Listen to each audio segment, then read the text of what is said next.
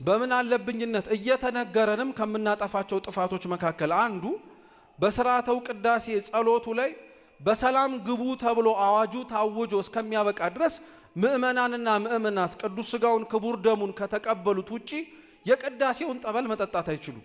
እስከ መጨረሻው መታገስ አለባቸው።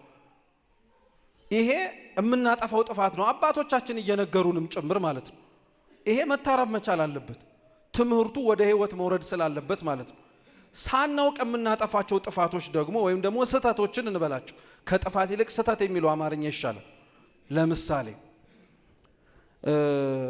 ዲያቆኑ ቅድስት በሆነች ሰላምታ ተሰጣጡ ተአምሁ በበይናቲክሙ ሲል ብዙ ምእመናንና ምእመናት በአራቱም አቅጣጫ እየዞሩ ሰላምታ ይሰጣሉ።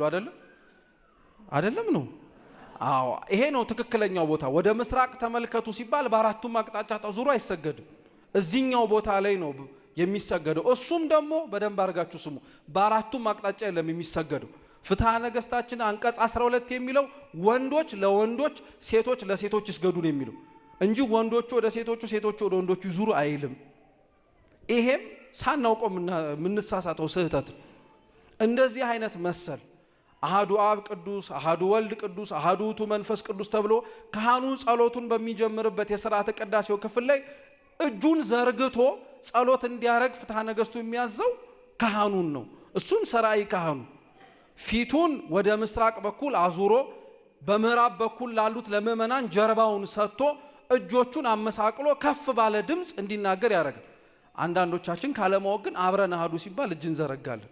ግን ይሄ ልክ አይደለም። ይሄ ስርዓቱ አይደለም። እነሱ ሲዘረጉ እኛ ቀጥ ብለን በአጽንኦ ባለንበት ተረጋግተን ይህንን አዋጅ እንድንሰማ ይደረጋል። ይሄ እንደ ስርዓትነቱ መሰልም ጭምር የሚደረጉ ነገሮች ናቸው። እየሰማችሁ ነው? ስርዓተ ቅዳሴ ግን ስርዓት ብቻ አይደለም፣ ጸሎትም ጭምር ነው። እንደ ጸሎትነቱ ደግሞ በጣም ብዙ በቁየት ወይንም ደግሞ በረከትም ጭምር አለው። ለምሳሌ በእያንዳንዳችን የግል ጸሎቶች ውስጥ የማንጸልያቸው ጸሎቶች አሉ። ለምሳሌ መቼም ካሜራው ወደኔ ስለሆነ እናንተ አትታዩም፣ በደንብ አድርጋችሁ መመለስ ትችላላችሁ። እስኪ እዚህ ውስጥ ዓመቱን ከተፈጠራችሁበት ጊዜ ጀምሮ ሳታቋርጡ ስለ ዝናብ የጸለያችሁ ሰዎች እጃችሁን አውጡ። ስለ ዝናብ ዓመቱን ሙሉ በጣም ጥሩ ነው። ይሄ በረከት ነው። ጥሩ። ስለ ነገስታት የጸለያችሁ እቺ ትንሽ አሻሚ ናት አይደል? አሁን በተለይ በጣም እኮ ነው የሚገርመው። እሺ፣ ስለ መኳንንቱ የጸለያችሁ፣ እሺ ጥሩ። ስለ ካህናቱ የጸለያችሁ፣ ስለ ጳጳሳቱ እና ምንድን የምንጸልዩት እንዴ? የጸሎቶቻችንን ጉድለት እንድናቀው ነው። ቤተ ክርስቲያን ግን ጸሎቷ ውስጥ አይታችኋት ከሆነ እማትጸልይለት አካል የለም።